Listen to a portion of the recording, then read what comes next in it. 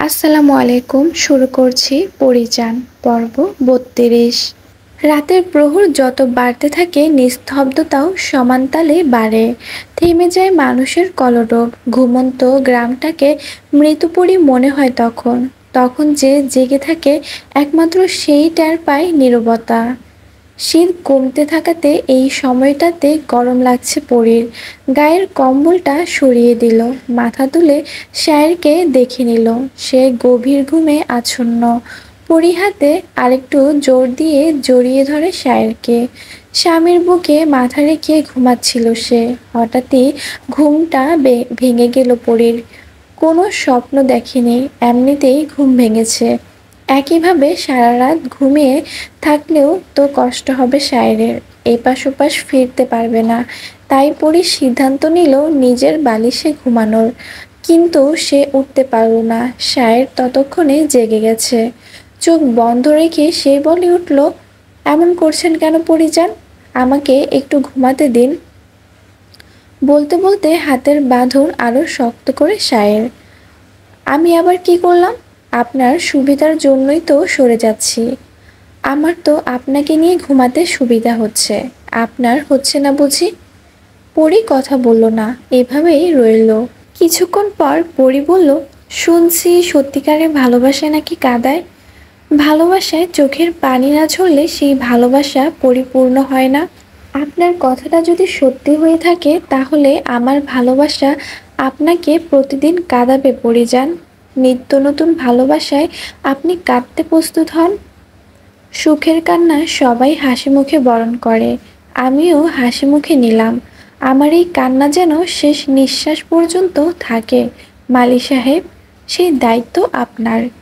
যথা আজ্ঞা পরিজান। ভালোবাসার পরিপূর্ণ রূপ হলো চোখের জল। ভালোবাসা মানুষকে কাঁদায়। জীবন অনেকগুলো খণ্ডে বিভক্ত। কোনো খণ্ডে জীবনে ভালোবাসা এসে জীবনকে রঙিন করে দেয়। পরে এই রঙিন স্মৃতিগুলো বিষণ্ণতার পসরা সাজিয়ে মানব হৃদয়কে কান্দিয়ে দেয়। আবার কিছু খণ্ডে সে সুখ পায়, তখন সুখের কান্নায় আবেগ প্লুত হয়। সে ভালোবাসার মানুষকে কাঁদায়। কেউ পাওয়ার খুশিতে কাঁদে, আর কেউ না পাওয়ার বেদনায়। তবে সবার চাওয়া একটাই থাকে, দিন শেষে যেন প্রিয় মানুষটার বুকে মাথা রেখে চোখের জল ফেলতে পারে। সকাল সকাল আড়তে চলে গেছে শায়ের। আজকে ওর কাজের প্রথম দিন। পরি উঠোনে দেওয়া দরজা পর্যন্ত শায়েরকে এগিয়ে দিয়ে আসে। ঘরে এসে পরি শূন্যতা অনুভব করে। সেটা যে তার স্বামীর জন্য। এখন থেকে রোজ শায়েরের আসার অপেক্ষা করবে পরি। কিছু অপেক্ষা অত্যন্ত মিষ্টি, যা উপভোগ করার অনুভূতি অসাধারণ। ফুপুর সাথে কাজে কর্মে আর গল্প করেই সারাদিন কাটাতে হবে পরীকে। নিজের কাজগুলো তাই তাড়াতাড়ি শেষ করলো পরি। দুপুরে গোসলের জন্য কলপারে যেতে উদ্যত হতেই চামেলি এলো। পরীকে দেখে বলে, নতুন ভাবি, নাইতে যাও? পরি হেসে বলল, হ্যাঁ। ও, আমার লগে পুকুরে যাইবা? না, পুকুরে যাওয়া মানা আমার।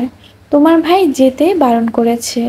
আরে নতুন ভাবি, পুকুরে কেউ যায় না। আমাগো ঘরের পিছনে পুকুরটা, আমরা বাড়ির মানুষ যাই খালি। আব্বা আর কাকারা তো খেতে গেছে, আইব সন্ধ্যার পর। আহো তুমি আর আমি যাই, মজা হইব। চামেলির কথা শুনে হাসল পরি। তারও ইচ্ছা করে পুকুরে সাঁতার কাটতে, কিন্তু শায়ের মানা করেছে, তাই সে যাবে না বলে। খুশি খুশি নাও পরীকে একবার পুকুরে যেতে বলে। শ্বশুরবাড়ির কথায় কি আছে তা দেখতে হবে না। পরি ভাবল, শায়ের তো এখন বাড়িতে নেই, সে কোথায় গোসল করেছে তা তো শায়ের দেখবে না। একদিকে পুকুর গেলে কিছু হবে না। বাড়িতে থাকতে স্বাধীনতা পায়নি, এখানে অন্তত মালার মতো কেউ বকবে না। কাপড় রেখে গামছা নিয়ে পরি চামেলির পিছন পিছন গেল। বড় ঘুমটা টেনে এদিক ওদিক তাকাতে তাকাতে গেল পরি। পুকুর ঘাটে গিয়ে ভালো করে চারিদিকে দেখে নিল সে। চারিদিক ঝোপঝাড়, কলা গাছ আর কলা গাছ। তাছাড়া পুকুরে আসতে হলে বাড়ির ভেতর দিয়ে ছাড়া আসার কোনো কায়দা নেই। চম্পা সবে পুকুরে গোসলে নেমেছে। পরি আর চামেলিকে দেখে অবাক হলো সে।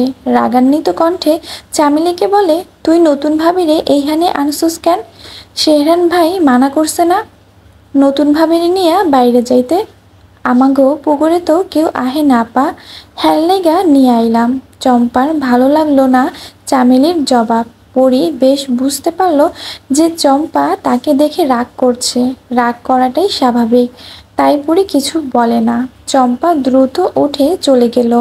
চামেলি পুকুরে নামতে নামতে বলল, নতুন ভাবি সাবধানে নামেন, ঘাট কিন্তু পিছলা। পরি তাই সাবধানে নামলো। দুটো খেজুর গাছ পাশাপাশি রেখে ঘাট বানানো হয়েছে। বহুদিন পানিতে ডুবে থাকার কারণে গাছ দুটোতে শ্যাওলা পড়ে গেছে, যার ফলে পিচ্ছিল হয়ে গেছে। তাই দেখে শুনে পা ফেলছে পরি। পুকুরের পানিতে শরীর ভেজাতে বেশ লাগলো পরির। বেশিক্ষণ সাঁতার কাটলো না সে। তাড়াতাড়ি উঠতে হবে। চামেলি আগে উঠে এলো, কিন্তু পরি উঠতে গিয়ে পড়ল বিপাকে। হাত ফসকে সাবানটা পড়ে গেল পানিতে। পরি চামেলিকে ডেকে বলল, সাবানটা পানিতে পড়ে গেছে চামেলি, এবার কি হবে? ডুব দিয়া খুঁজো, পাইয়া যাইবা। আমার কতবার সাবান হারাইছে, হাতড়ালেই পাইয়া যাইবা, ডুব দাও।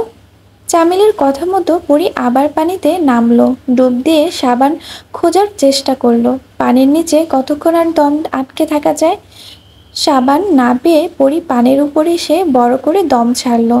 তবে সাথে সাথে দম আটকে আসার উপক্রম হলো, কারণ চামেলির জায়গাতে স্বয়ং শায়ের দাঁড়িয়ে আছে। পরনে তার গেঞ্জি আর লুঙ্গি, হাঁটু পর্যন্ত উঠিয়ে গিট্টু দেওয়া তার লুঙ্গিটা। মনে হচ্ছে যুদ্ধ করার প্রস্তুতি নিয়ে এসেছে শায়ের। সাহসী পরি স্বামীকে ভয়ে ঢোক গিলল। শায়ের পরীকে বারবার বাইরে যেতে নিষেধ করে দিয়েছে। শায়ের বাড়িতে না থাকলে তো একেবারেই পরীর বাইরে যাওয়া নিষিদ্ধ। শায়েরের হাতে একটা ছোট লাঠি দেখে পরি আরো ঘাবড়ে গেল। মারবে নাকি? শায়ের গম্ভীর কণ্ঠে বলল, আপনি পুকুরে এসেছেন কেন? আমি যাওয়ার আগে কি বলে গিয়েছিলাম মনে রাখেননি তাই না? না মানে আসলে আজকেই এসেছি, আর কখনো আসবো না, কথা দিচ্ছি। আমার কথা না রেখে এখন কথা দেওয়া হচ্ছে? পরি করুণ সুরে বলল, মাপ চাইছি, আর হবে না। উঠে আসুন, সাবান পড়ে গেছে, খুঁজে পাচ্ছি না তো, আপনি একটু দেখুন না খুঁজে। পরীর অসহায় মুখ দেখে শায়ের পানিতে নামলো। ডুব দিয়ে মুহূর্তে সাবানটা খুঁজে আনলো। সাবান দেখে পরীর মুখে হাসি ফুটলো। শায়েরের থেকে সাবানটা নিয়ে বলল, যাক, অবশেষে পাওয়া গেল। এখন আর খুশি হওয়া লাগবে না। আমাকে কথা দিন আর কখনই পুকুরে আসবেন না। আর আমি ছাড়া কারোর সাথে বাড়ির বাইরে যাবেন না। আমাকে নিয়ে এত ভয়ের কি আছে মালি সাহেব?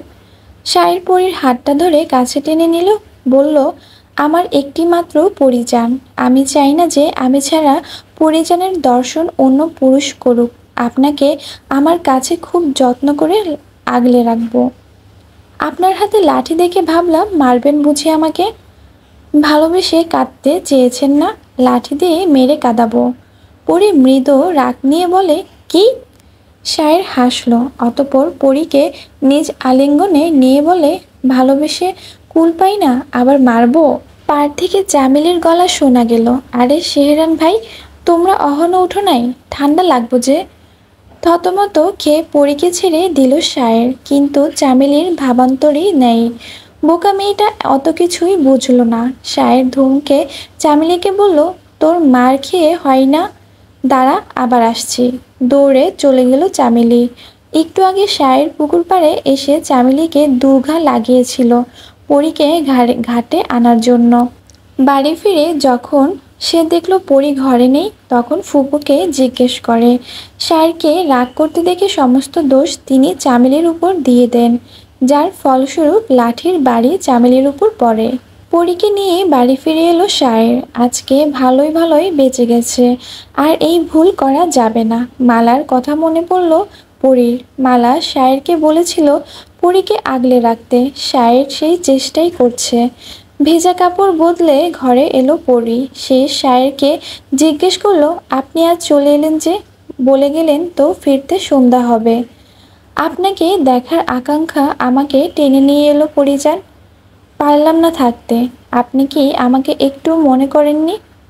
আপনাকে তো ভুলিনি, তাহলে মনে পড়বে কি? একটা মানুষকে তখনই মনে পড়ে যখন তাকে ভুলে যায়। শায়েরপুরীর কাছে আসার চেষ্টা করতে খুশি না এসে ঢুকলো। মুখটা বিকৃত করে শায়ের সরে গেল। তাকে আবার আড়তে যেতে হবে। প্রতিদিন দুপুরে সে খাওয়ার জন্য আসবে। এই চুক্তিতে সে কাজে ঢুকেছে। এখন যাবে, আবার আসবে সন্ধ্যার পর। বেশিক্ষণ থাকলো না শায়ের। দুপুরের খাবার শেষ করেই সে চলে গেল। পরবর্তী সময়টুকু শায়েরের জন্য সে অপেক্ষা করতে লাগলো। অপেক্ষা করতে করতে সন্ধ্যা নেমে এলো। ফুপু বাড়িতে নেই।